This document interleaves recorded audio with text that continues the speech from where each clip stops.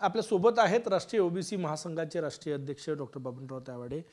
Sir, आज OBC नेत्यांची बैठक विरोधी पक्षनेते विजय वडेट्टीवार यांनी बोलावलेली आहे. ते यापूर्वी त्यांनी ओबीसी चळवळीतल्या लोकांना बोलवलं होतं, तेव्हा तुम्ही गेले होते. आजच्या बैठकीचं काय स्टेटस आहे, तुम्ही जाणार की नाही?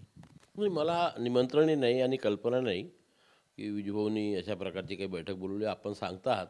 आणि वेळेवरती बैठक असल्यामुळे नागपूरवरून मुंबईला मी पोहोचू शकत नाही. जर नागपूरला असती ती गोष्ट वेगळी असती.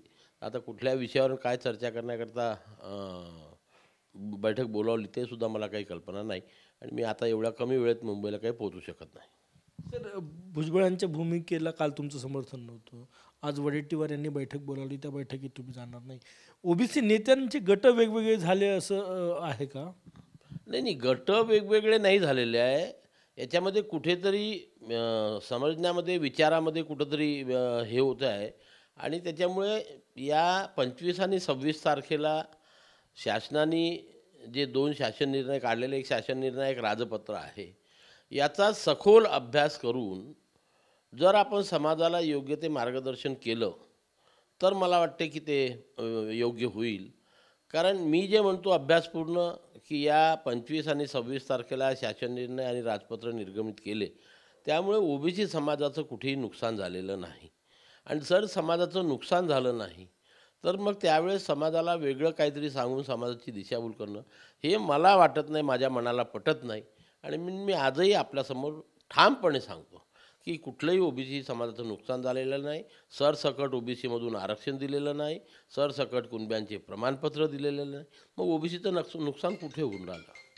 हीच भूमिका काल राज्याचे उपमुख्यमंत्री देवेंद्र फडणवीस यांनी मांडली की सरसकट जे आहे ते प्रमाणपत्र देण्याचा निर्णय झाला नाही आणि जोपर्यंत भाजप आहे तोपर्यंत ओबीसींचं नुकसान होऊ देणार नाही.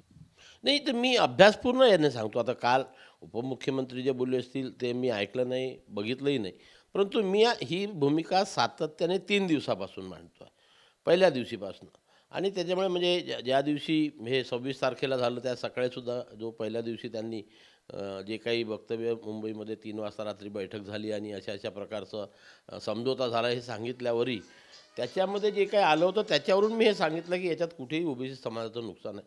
कारण सगळ्या सोयरांचा जो जी आर काढलेला आहे तो सुद्धा पितृसत्ताक पद्धतीनुसारच, जी पितृसत्ताक पद्धती आज अस्तित्वात आहे आणि त्यानुसार 1952 पासून तर आजपर्यंत SC ST आणि ओबीसीला जात प्रमाणपत्र मिळत आहे. त्याच्यामध्ये कुठेही बदल केलेला नाही आहे. आणि ज्या काही 57 लाख नोंदीचा उहापोह वारंवार आंदोलनकर्त्यांकडून केला जात होता की आमचे ह्या 57 लाख नोंदीपैकी 99.99% नोंदी ह्या 1994 पासून तर 2023पर्यंत ज्या कुणबी समाजातील व्यक्तींनी प्रमाणपत्र घेतले आहे आणि लाभ घेतले आहे त्यांचे आहे. नवीन काहीच नाही. सरकारने जे काही पत्रक प्रसिद्ध केलं त्याच्यामध्ये फक्त औरंगाबाद विभागात 20,000 नवीन नोंदीची प्रमाणपत्र देण्यात आली. उर्वरित महाराष्ट्रात कुठेच काही बदल झालेला नाही. त्याच्यामुळे कुठे अन्याय झाला? आणि ज्यांच्या नोंदी सापडल्या त्यांना प्रमाणपत्र देण्यापासून कोणीही थांबवू शकत नाही, हा नियम आहे. काल म्हणजे सरकारच्या भूमिकेची सहमत भूमिका तुमची दिसते कालपासून. काल देवेंद्र फडणवीस हेच म्हटले की आम्ही म्हणजे भाजप सत्तेत असेपर्यंत ओबीसीवर अन्याय होऊ देणार नाही, कारण की ते म्हणत आलेले आहे की भाजपचा DNAच ओबीसी आहे आणि पारंपरिक मतदार भाजपचा ओबीसीच आहे. आपण विदर्भ बघितलं, मराठवाडा आणि देशात ही स्थिती आहे. काय वाटतं तुम्हाला एकूणच या फडणवीसांच्या वक्तव्यावर? नाही, हे बघा, फडणवीसांनी काल वक्तव्य केलं, मी 3 दिवसापासून करतो आणि अभ्यासपूर्ण कागदासहित बोलतो आहे. त्याच्यामुळे जे सत्य आहे ते मी सांगितलं. त्यांनी जे सत्य आहे जे त्यांनी केलं ते सांगत आहेत. दोघांची भूमिका योगायोगाने सारखी आलेली आहे. त्याच्यामुळे मी त्यांच्या मताशी सहमत आहे असं म्हणता येणार नाही. परंतु आम्हाला जे आश्वासन सरकारने दिलं होतं त्याच्याशी सरकारने कुठेही धोकाबाजी केलेली नाही, या मताचा मी आहे. ओबीसीच्या आरक्षणाला धक्का लागला नाही असं तुम्हाला म्हणायचं? मी विश्वासाने सांगतो 100% ओबीसीच्या आरक्षणाला कुठेही धक्का लागलेला नाही. काल फडणवीसजी असंही म्हणले की आम्ही भुजबळ यांचा गैरसमज झाला असेल तर त्यांची समजूत काढू, त्यांना समजावून सांगू, आमचे वरिष्ठ नेतेही ते करतील, आम्ही स्वतः जाऊ असं ते म्हटलं. नक्की, ते कसं दोन्ही मोठे राजकीय नेते आहेत, एकत्र बसून त्यांच्या मनामध्ये जे काही असेल, यांच्या मनात जे काही केलं आणि त्यांना जे समजून सांगितल्यानंतर कदाचित ते समाधानी होतील, नाही होतील तो त्यांचा प्रश्न आहे. पण मी जो एक अभ्यास केला, एक अभ्यासक म्हणून मी जो त्या दोन्ही शासन निर्णय आणि राजपत्रकाकडे बघतो, त्याप्रमाणे ओबीसी समाजाचं कुठंही नुकसान झालेलं नाही हे मी कुणालाही पटवून देऊ शकतो. याबद्दल मी आत्मविश्वास आहे मला. पुढच्या लढ्याची भूमिका काय असेल ओबीसींची? कारण की आत्ता स्टेटस असं आहे की ओबीसींचे 3 महत्त्वाचे मोठे नेते छगन भुजबळ यांची भूमिका, तुमची भूमिका त्यांच्याशी सहमत नाही. विजय वडेट्टीवार विरोधी पक्षातले मोठे नेते ओबीसींचे, त्यांनी आज बैठक बोलवली, त्यात तुम्ही नाही. भुजबळ येईल की नाही मला माहीत नाही. आणि असं ते म्हटले. तर त्यामुळे या सगळ्या याच्यात ओबीसी लढ्याचं नुकसान होईल असं सामान्य कार्यकर्त्यांना वाटते. काय पुढची रणनीती असेल ओबीसी नेत्यांची?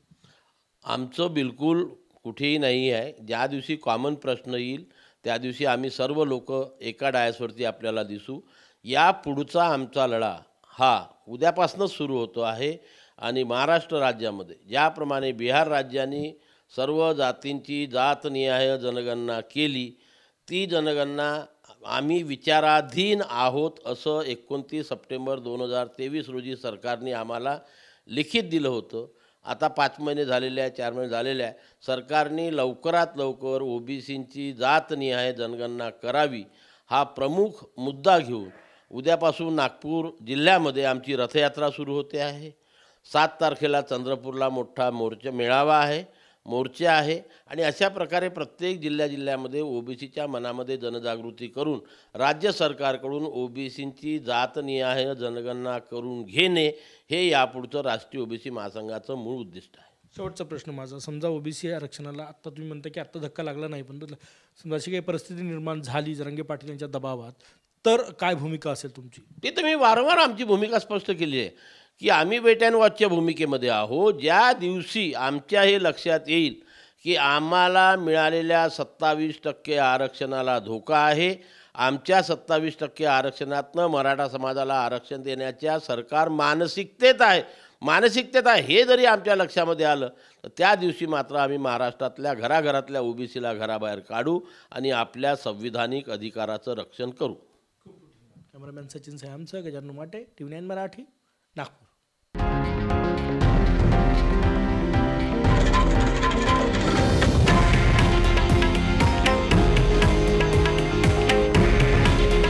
हे आहे देशातील नंबर 1 न्यूज नेटवर्क आणि आपण पाहत आहात TV9 मराठी.